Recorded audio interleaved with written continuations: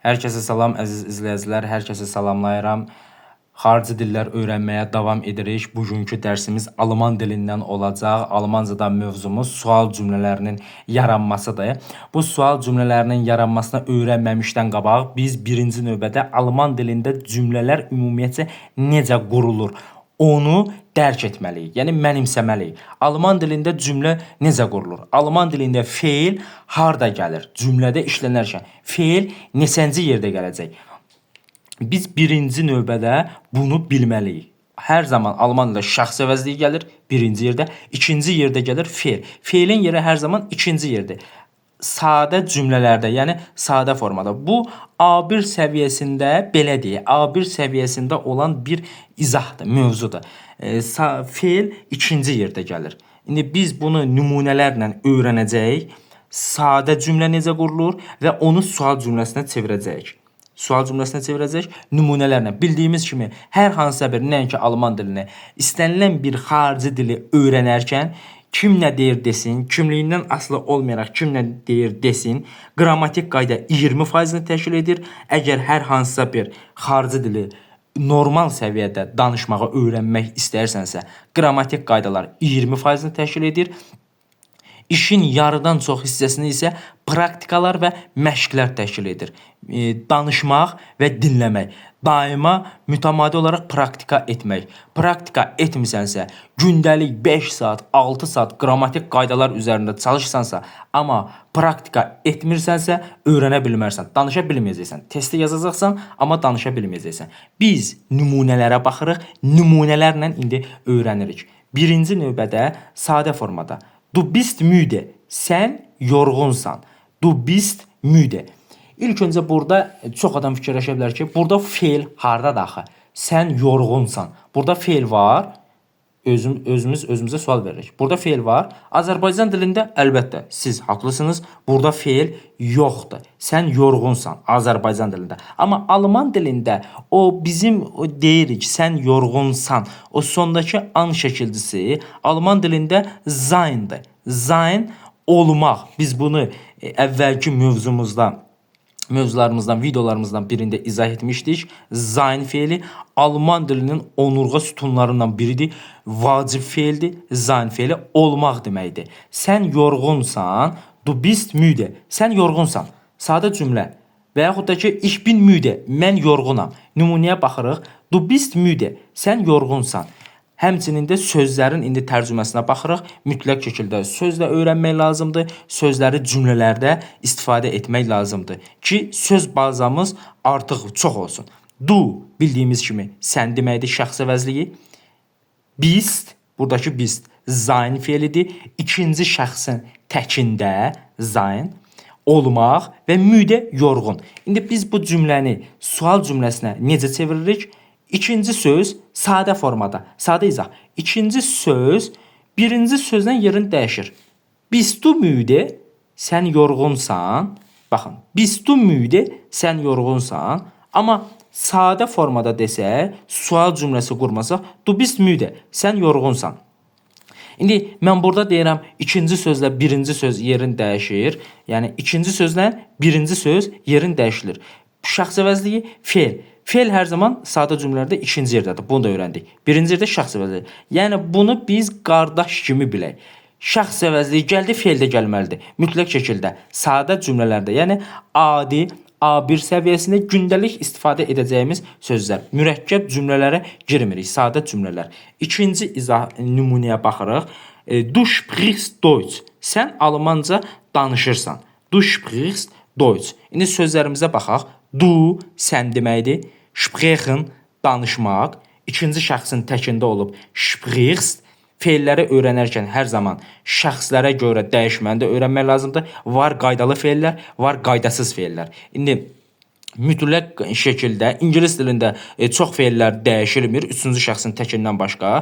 Amma ki, alman dilində belə deyil və digər xarici dillərdə belə deyil. Feillər şəxs əvəzliyinə görə dəyişilir. Sprechen danışmaq, ikinci şəxsin təkinə görə çevrildi oldu sprichst. Sən almanca danışırsan. İndi bunu biz necə qururuq? Sual cümləsi edirik. İkinci sözlə birinci sözün yeri dəyişiləcək sadə formada. Sprichst du Deutsch? sən almanca danışırsan, sprichst du Deutsch heç nəyi dəyişmirik. Sadəcə feillə şəxs əvəzliyinin yeri dəyişdi. Sprichst du Deutsch, sən almanca danışırsan. İndi mən burada deyirəm, ikinci sözlə birinci sözün yeri dəyişilir. Misal üçün, sən almanca danışırsan, Azərbaycan dilində oldu, feil gəldi üçüncü yerdə, sən almanca danışırsan. Amma alman dilində belə deyil. Birə-bir qarşılığı olur, belə deyək, sən danışırsan almanca. Yəni biz burada demək ki, Azərbaycan dilini unutmalıyıq. Sən danışırsan Azərbaycanca və yaxud da ki, Deutsch almanca, sən danışırsan almanca. Amma bizim dildə belə deyil. Sən almanca danışırsan. Amma bu qayda belədir. Feil hər zaman, çünki bu dildə feil hər zaman ikinci yerdə gəlir. Du sprichst Deutsch. Sən almanca danışırsan. Sprichst du Deutsch. Danışırsan sən almanca. Yəni birə-bir formada çevirsək Azərbaycan dilinə belə olacaq. Düzdür, bunun mənası olmur. Danışırsan sən almanca, belə bir şey olmur. Sən almanca danışırsan.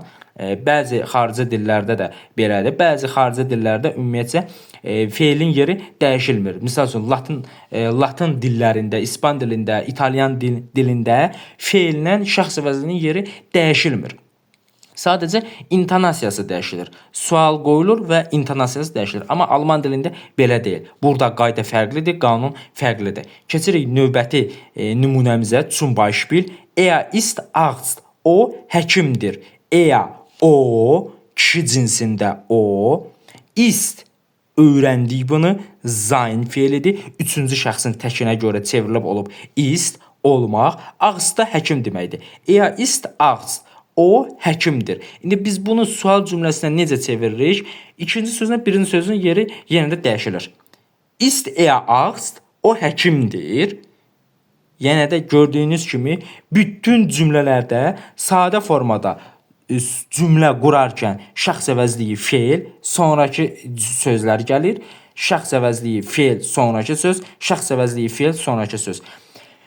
Sual cümləsini yaradarkən isə feil, şəxs əvəzliyi və sonrakı söz. Sonrakı söz gördüyünüz kimi dəyişmədi. Sadəcə dəyişilən feil ilə şəxs əvəzliyinin yeridir. Birinci sözlə ikinci sözün yeri burada dəyişiləcək. İndi başqa nümunələrə baxırıq. Daha da bu mövzunu dərindən mənimsəmək üçün, dərindən başa düşmək üçün feil gəlir ikinci yerdə. Feil nə zaman ikinci yerdə gələcək? Adi cümlələrdə görürsüz, nöqtə, nöqtə, nöqtə. Nə əmr cümləsi deyil, nə sual cümləsi deyil, fərqi yoxdur.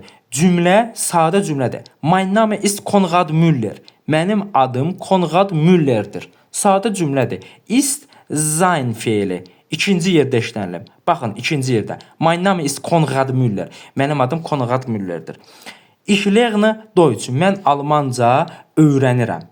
Ich lerne Deutsch. Lernen öyrənmək, lernen birinci şəxsin təkinə görə dəyişilib olub ich lerne. Ich lerne Deutsch. Mən almanca öyrənirəm. Və wir wohnen in Deutschland.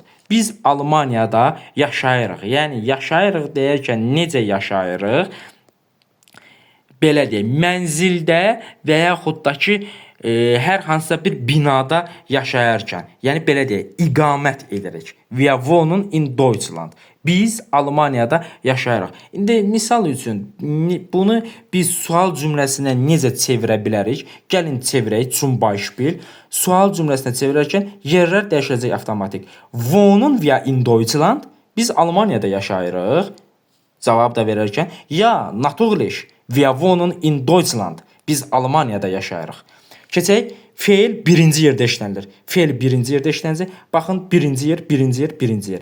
Feillər hardadır? İkinci yer, ikinci yer, ikinci yer. Adi cümlələr və sual cümləsi. Artıq feil birinci yerdədirsə, bu sual cümləsidir. Studierst du in Berlin? Sən Berlində təhsil alırsan. Studieren təhsil almaq. İkinci şəxsin təşkinə görə dəyişilib olub. Studierst. Studierst du in Berlin? Sən Berlində təhsil alırsan. Əgər mən buna cavab vermək istəyirəmsə, bəli desəm, ya, bəli, natürlich, əlbəttə, ich studiere in Berlin. Mən Berlində təhsil alıram. Cavab belə olacaq. Baxın, ich studiere in Berlin. Fe'l hərəkətdə avtomatik yenə də ikinci yerə. Çünki adi cümlədir. Sual cümləsində isə fe'l olacaq birinci yerdə. Studierst du in Berlin? Sən Berlində təhsil alırsan. İkinci cümləmiz ist dein Name Konrad Müller? Sənin adın Konrad Müllerdir. Bəli, ya. Baxın, mein Name ist Konrad Müller. Sadə forma, fe'l ikinci yerdə. Fe'l, sual cümləsi, baxın bildirmişik. Birinci yerdə, fe'l birinci yerdədir. Ist dein Name Konrad Müller? Sənin adın Konrad Müllerdir. İndi üçüncü nümunəmiz bist du Arzt? Sən həkimsən. Bist du Arzt? Sən həkimsən. Cavab verərkəndə ya. Ich bin Arzt. Mən həkiməm. Ich bin Arzt. Baxın yenə ich bin sein. Birinci şəxsin təşkilinə görə hallanıb olub bin gəldi ikinci yerdə. Amma sual cümləsində isə olacaq birinci yerdə. Bist du Arzt? Sən həkimsən. Bugünkü mövzumuz alman dilindən mövzumuz sual cümlələri idi. Ümumiyyətlə sual cümləsindən də əlavə olaraq cümlələrin quruluşu, cümlə necə qurulur? Yenə də deyirik, sadə formada A1. Biz bayaqdan bunu niyə A1 sadə formada deyirik? Çünki irəliləyən səviyyələrdə artıq mürəkkəb cümlələr olur. Burada fe'llərin sayı arta bilər və yaxud da ki, burada modal fe'l gələ bilər. Eyni cümlədə modal fe'l və fe'l də gələ bilər. İkisi də eyni anda işlənirlər. Artıq burada qaydalar dəyişiləcək. Burada başqa formalar yaranacaq. Biz isə baxın görürsünüz, bütün nümunələrdə cümlələrimiz sadədir. Yəni gündəlik özümüzü ifadə edə biləcəyimiz şəkildə qurduğumuz cümlələrdir. Ümid edirik ki, bu videoya baxan bizdən nəyisə öyrəndi və sonda bizim videomuzu bəyənin. Daha yüksək səviyyədə, daha yüksək hər hansısa bir mövzunu öyrənmək istəyirsinizsə, kanalımıza abunə olun, videomuzu bəyənin və sonda da sizin fikirlərinizi gözləyirik. Hər hansısa bir fikriniz varsa, rəyinizi bizə bildirə bilərsiniz.